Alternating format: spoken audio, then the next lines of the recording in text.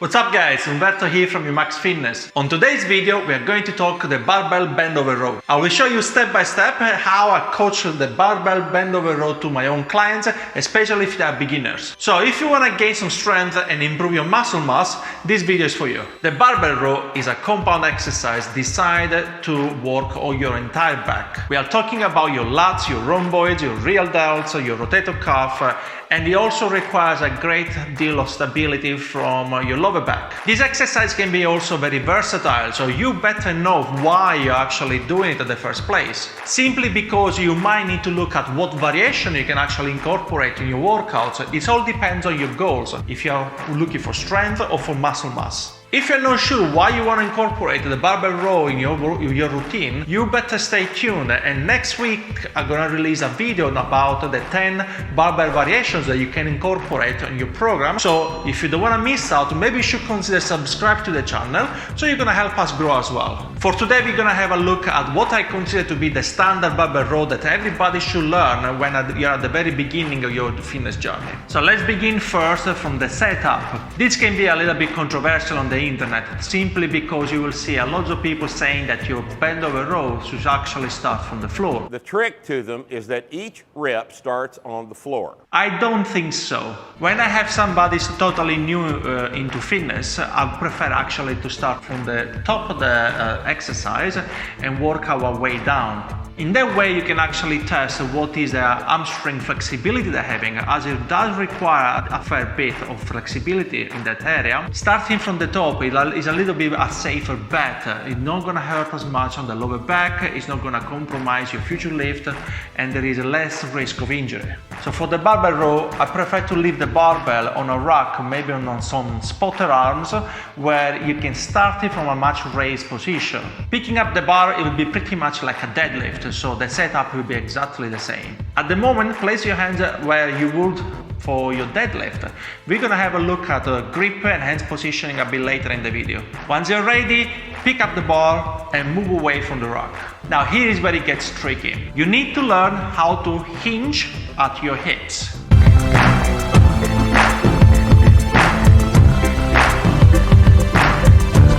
Learning how to hinge correctly is an incredibly important part of your strength journey. So you better learn this at the early stages and try to do it right, as you're gonna repeat this motion very often in many other exercises. Hinge back, maintaining a straight back. The idea is that you keep pushing your hips back till you feel your hamstrings in tension. You don't want to overarch your lower back, or you're gonna feel it while you perform the barbell row, and you don't want to just slouch your upper back either. So maintain the chest out and a straight spine. Don't forget to keep your core stable and braced.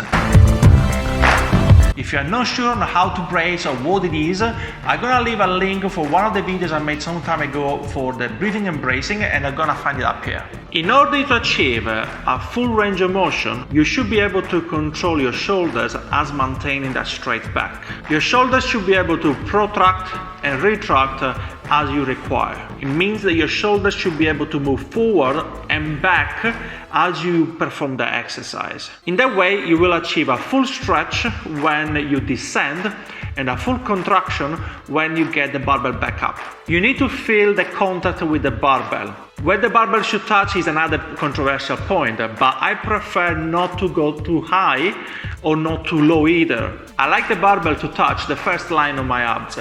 It's my own preference, and I find it really good to be on that position. What I can tell you is that the lower the bar goes, the more lats you will activate. The higher it goes, the more upper back you're going to activate. So for my own training, I like to stick to right in the middle, and that's where I found the most beneficial results. So on your setup, position the barbell right below the knee level, and once you're starting to pull it back towards you, your elbows need to go towards the ceiling.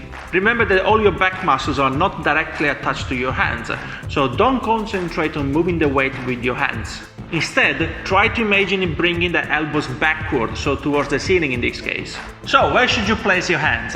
That's a personal decision really. Some people like to start from a deadlift position, some others prefer to put their hands where the bench press. I would say first of all focus on how comfy it feels. You should not be having any pain when you perform this exercise. So what we look at first is if your shoulder actually hurt when you do the barbell row. If while doing the exercise you feel pain at the front, you might need to move your hands a little bit wider and see what happens. Another question I get asked very often is if you should use a pronated or supine grip. And again, it's a personal preference. If your hands is facing up, you're gonna engage more your biceps. So in that case, you might lift a little bit more weight, but you're gonna get a good arms workout out of the barbell row. But if you go for that option, you might not be able to go as wide as you would with a prone position. Another question I get asked very often is how much weight should I use? Well, in this specific case, for this variation, we are not looking to go very heavy, simply because it's more an hypertrophy-based exercise. So we are trying to gain more muscle mass in this case, so we are looking for higher reps. Generally, I will go for 8+ reps, but no more than 15. So that means that the weight cannot be really heavy. It needs to be something like medium light. You also should consider if the weight is becoming a distraction during the exercise. If you cannot keep your back straight, possibly the weight is too heavy. If you are also struggling during the exercise or rounding your upper back as you pull, you're possibly going too wide in that case. If you feel your lower back working too much during this exercise, I give you two options. The first one is going to learn how to brace correctly. I left a link previously on the video, and I'm gonna leave another link on the description area so you can go and have a look at it. The second option is to place your head on a bench. With this option, you're gonna maintain the position a little bit better, it'll be easier, and you won't compromise your form.